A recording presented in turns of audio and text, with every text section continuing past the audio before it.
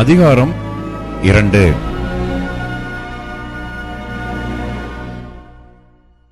சகோதரரே, நான் உங்களிடத்தில் வந்தபோது தேவனைப் பற்றிய சாட்சியை சிறந்த வசனிப்போடாவது ஞானத்தோடாவது அறிவிக்கிறவனாக வரவில்லை. இயேசு கிறிஸ்துவை சிலுவையில் அறையப்பட்ட அவரையே அன்றி வேறொன்றையும் உங்களுக்குள்ளே அறியாதிருக்க தீர்மானித்திருந்தேன்.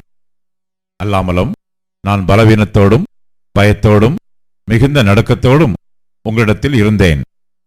உங்கள் விசுவாசம் மனுஷருடைய ஞானத்தில் அல்ல, தேவனுடைய பலத்தில் நிற்கும்படிக்கு என் பேச்சும் என் பிரசங்கமும் மனுஷ ஞானத்திற்குரிய நயவசனமுள்ளதாயிராமல் ஆவியினாலும் பலத்தினாலும் உறுதிப்படுத்தப்பட்டதாய் இருந்தது.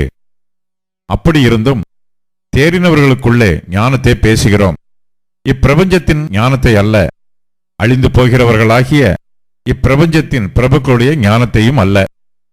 உலகத் தோற்றத்திற்கு முன்னே தேவன் நம்முடைய மகிமைக்காக ஏற்படுத்தினதும் மறைக்கப்பட்டதுமாயிருந்த இரகசியமான தேவ ஞானத்தையே பேசுகிறோம்.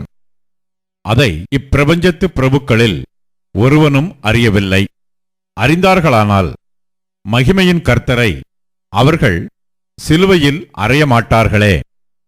எழுதியிருக்கிறபடி தேவன் தம்மில் அன்பு கூறுகிறவர்களுக்கு ஆயத்தம் பண்ணினவைகளை கண் காணவும் இல்லை, காது கேட்கவும் இல்லை, அவைகள் மனுஷனுடைய இருதயத்தில் தோன்றவும் இல்லை. நமக்கோ தேவன் அவைகளை தமது ஆவியினாலே வெளிப்படுத்தினார். அந்த ஆவியானவர் எல்லாவற்றையும் தேவனுடைய ஆழங்களையும் ஆராய்ந்திருக்கிறார். மனுஷனில் உள்ள ஆவியே அன்றி மனுஷரில் எவன் மனுஷனுக்குரியவைகளை அறிவான்?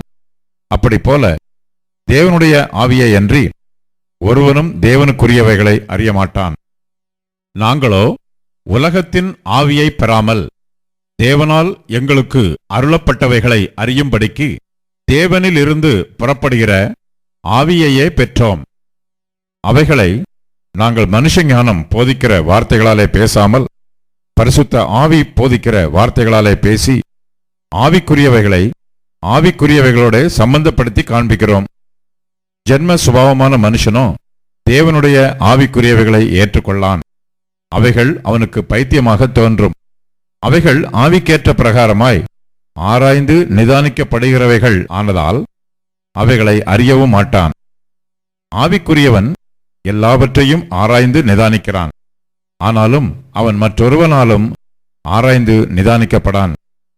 கர்த்தருக்கு போதிக்கத்தக்கதாக அவருடைய சிந்தையை அறிந்தவன் யார்? எங்களுக்கோ கிறிஸ்துவின் சிந்தை உண்டாயிருக்கிறது.